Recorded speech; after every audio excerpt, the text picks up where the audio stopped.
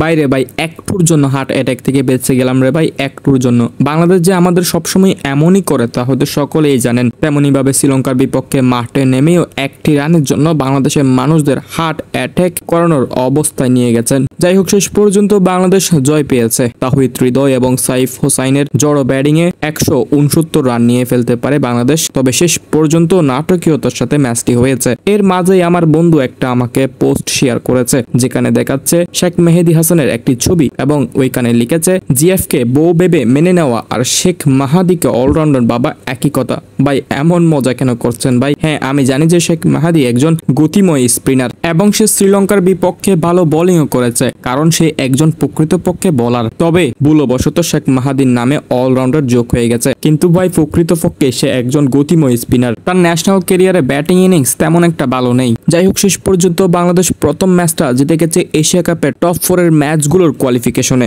আগামী ম্যাচ ভারত ও পাকিস্তানের বিপক্ষে। আশা করি এই জয়টার কারণে আগামী ম্যাচগুলোতে বাংলাদেশের কনফিডেন্স লেভেল আরো একটু বৃদ্ধি পাবে।